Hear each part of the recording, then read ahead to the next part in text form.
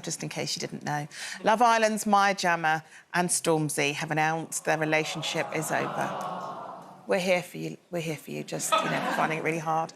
In a joint statement, it was a long one, they said, "We fell madly in love in 2014, broke up in 2019, and then spent 5 years manoeuvring life apart. We decided to try for the final time in August 2023, and we've spent this past year trying our best to make it work. However, we recently decided to call it quits. We were 21 and 20... It does go on. We were 21 and 20 when we first met, both at the beginning of our careers, and spent 5 years growing together and then 5 years growing separately. So this final attempt required a whole lot of figuring out and relearning." That was a reduced version of the whole thing. But I get why they sort of had to really be quite explicit about their reasons to split. So the question then is, should you always give a relationship one last go, Nadia? No, I don't think you always should, but I don't think you always shouldn't either. I think it just depends. I mean, I know people that have got divorced and then got married again and worked it out. I think you can take people for granted and only really know sometimes when you've lost somebody how much they meant to you. So I think there's always that chance. And I remember years ago when Mark and I went to marriage guidance counselling and he said to us, the thing is, if you've got really strong feelings and there's no deep wounds, you might as well try and work this one out. He said, because what we see all the time is people come in with the same person, but just with a different name. Huh? You keep repeating the same kind of person.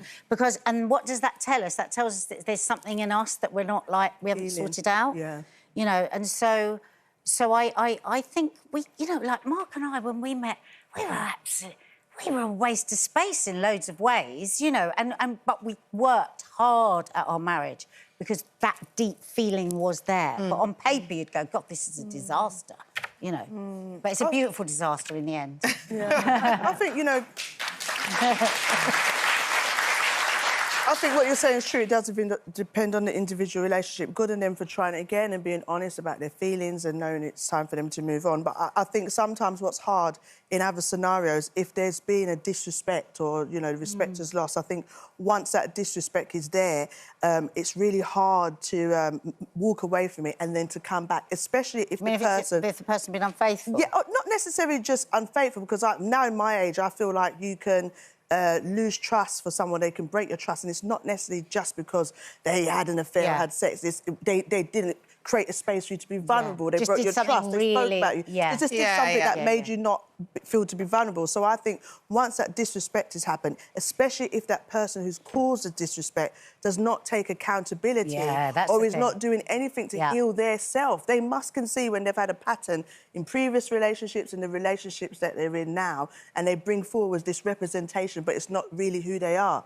And I think until people who have caused this disrespect take the time out to actually figure out what's going on with their self, then no, you shouldn't. You're just going to make the same mistake as else. Yeah. They're going to hurt you again. Yeah.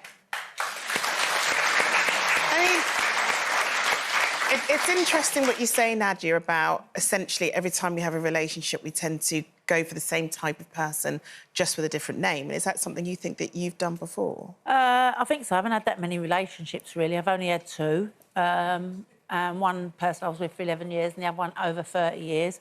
But I just think it's my time now and I'm just enjoying myself. I'm going away on holidays. I'm off again tomorrow and that, just for a few days. Got my grandchildren later and that, and it's all about my kids and my grandchildren now, really. Do you feel like you made similar mistakes at all, though? Do you think, like...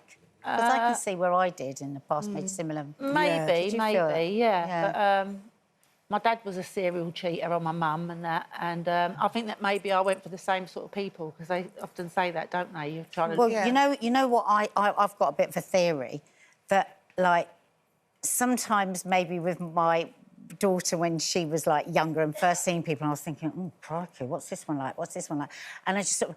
I held on to the idea that she's treated so well by her dad, like I was by my dad. My dad gave me such respect and he listened to me and he never tried to control me or tell me what to do.